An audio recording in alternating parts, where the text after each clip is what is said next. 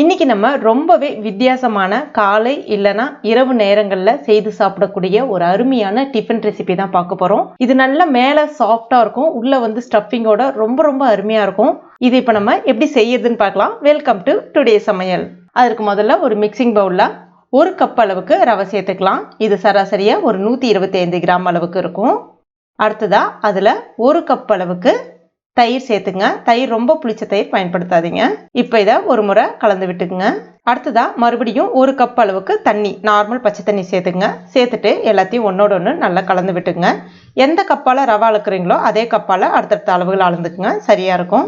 இப்போ இதை ஒரு 10 நிமிஷத்துக்கு அப்படியே வச்சிடலாம். அடுத்ததா உள்ள வைக்கக்கூடிய ஸ்டஃபிங் வந்து ரெடி பண்ணிக்கலாம். அதற்கு ஒரு பேன்ல 2 டீஸ்பூன் அளவுக்கு எண்ணெய் சேர்த்துங்க. எண்ணெய் காஞ்ச பிறகு 1/2 டீஸ்பூன் கடுகு, 1/4 டீஸ்பூன் சின்ன சீரகம் சேர்த்துட்டு இதெல்லாம் பொரிஞ்சு வந்த பிறகு கொஞ்சமாக கருவேப்பிலை இலைகளும் சேர்த்துங்க. அடுத்ததா மீடியம் சைஸில் இருக்கக்கூடிய வெங்காயம் பொடிசாக கட் பண்ணி எடுத்துருக்கேன், அதையும் இப்போ இது கூட சேர்த்துட்டு ஒரு முறை வதக்கி விட்டுக்குங்க. அடுத்ததா 1/2 டீஸ்பூன் இஞ்சி பூண்டு விழுது, 1 பச்சை மிளகாய் நல்லா பொடிசாக கட் பண்ணிட்டு எடுத்துருக்கேன், அதையும் இப்போ இது கூட சேர்த்துட்டு வதக்கி விட்டுக்கலாம்.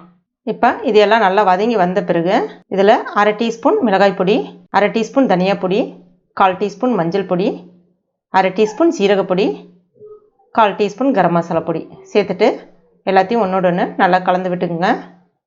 அடுத்ததான் 2 மீடியம் சைஸ் உருளைக்கிழங்க அவிச்சிட்டு காய் துருகிறத பயன்படுத்தி நல்லா துருகி எடுத்துருக்கேன், கட்டிலாம் எதுவும் இல்லாமல். கூடவே கொஞ்சமாக கொத்தமல்லி இலைகளும் சேர்த்துட்டு நல்லா கலந்து விட்டுக்குங்க. இப்போ இதுக்கு தேவையான அளவுக்கு உப்பு சேர்த்துங்க. சேர்த்துட்டு ஒன்றோட ஒன்று நல்லா கலந்து வர்ற மாதிரி இந்த மாதிரி கலந்து விட்டுக்குங்க. இப்போ பாருங்கள், அந்த மசாலாவுடைய அந்த பச்சை ஸ்மெல் எல்லாம் போயிடுச்சு, நல்லா கலந்து விட்டாச்சு.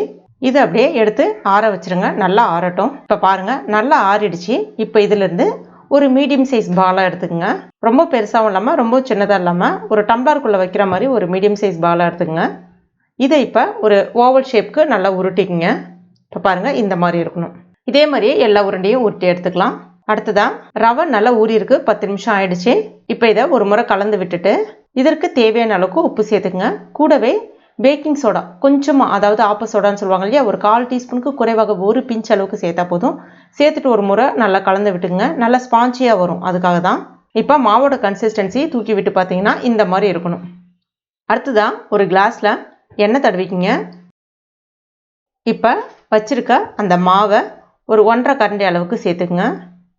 அடுத்ததான் நம்ம உருட்டி வச்சுருக்கோம் இல்லையா, அந்த உள்ளே வைக்கக்கூடிய ஸ்டஃபிங்கு, அதை வந்து இப்படி வச்சுட்டு நேராக மறுபடியும் மாவை அதில் ஊற்றி ஃபில் பண்ணிக்கங்க. இதே மாதிரி ஒரு 4 கிளாஸில் நான் பண்ணுறேன். அடுத்ததான் இட்லி பாத்திரம் எடுத்துருக்கேன், தண்ணி வச்சுருக்கேன். மேலே ஒரு இட்லி தட்டை வச்சுட்டு நம்ம ரெடி பண்ணி வச்சுருக்க அந்த டம்ளரை அது மேலே வச்சிடலாம். இப்போ இதை மூடி வச்சுருங்க. ஒரு 15 நிமிஷம் வேகட்டும். ஸ்டவ் வந்து மீடியம் ஃப்ளேமில் வச்சுக்கோங்க. இப்போ ஒரு 15 நிமிஷம் ஆயிடுச்சு. இதை இப்போ நம்ம திறந்து பார்த்தலாம். இப்போ பாருங்கள், நல்லா அழகாக உப்பி வந்திருக்கு, நல்லா வெந்து வந்திருக்கு. இதை இப்போ கொஞ்சம் ஆற வச்சுருவோம். ஆறுனதுக்கு அப்புறமா ஒரு கத்தியை பயன்படுத்தி இந்த மாதிரி ஓரங்களில் லைட்டாக எடுத்து விடுங்க. எடுத்து விட்டுட்டு கையில் வச்சு இப்படி லைட்டாக ஒரு தட்டு தட்டினாலே அழகாக உங்களுக்கு வந்துடும்.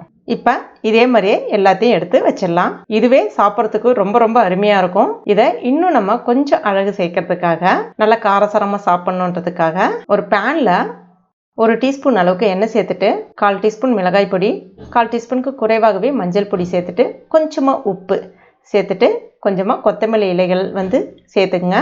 இப்போ இதை ஒரு முறை கலந்து விட்டுட்டு நம்ம ரெடி பண்ணி வச்சுருக்கத ஒன்று ஒன்றா இந்த மாதிரி லைட்டாக ஜஸ்ட் ஒரு கோட் பண்ண மாதிரி இப்படி பண்ணிவிட்டு அப்படியே எடுத்து வச்சிட வேண்டியதான். இதே மாதிரியே எல்லாத்தையும் பண்ணிக்கலாம்.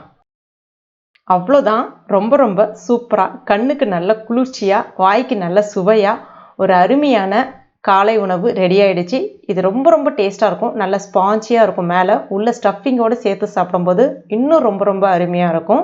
இதுக்கு கூட நீங்கள் தேங்காய் சட்னி வேணும்னா வச்சு சாப்பிட்லாம், இல்லைனா வந்து டொமேட்டோ சாஸ் ரொம்ப அருமையாக இருக்கும். இதை நான் உங்களுக்கு கட் பண்ணியும் காமிக்கிறேன். ரொம்ப அருமையாக இருக்குல்ல? கண்டிப்பாக ட்ரை பண்ணிவிட்டு மறக்காமல் எனக்கு கமெண்ட் பண்ணுங்கள். இந்த வீடியோ பிடிச்சிருந்தா லைக் பண்ணுங்கள். உங்கள் நண்பர்கள் மற்றும் ஃபேமிலி மெம்பர்ஸ் கூடயும் மறக்காமல் ஷேர் பண்ணுங்கள். மேலும் இது போன்ற டேஸ்டி ரெசிபிகளுக்கு நம்ம டுடே சமையல் இது வரைக்கும் நீங்கள் சப்ஸ்கிரைப் பண்ணாத நண்பர்களாக இருந்தீங்கன்னா உடனே சப்ஸ்கிரைப் பண்ணிங்க. கூடவே மறக்காமல் அந்த பெல் நோட்டிஃபிகேஷன் சிம்பிளி ப்ரெஸ் பண்ணுங்கள். தேங்க்யூ.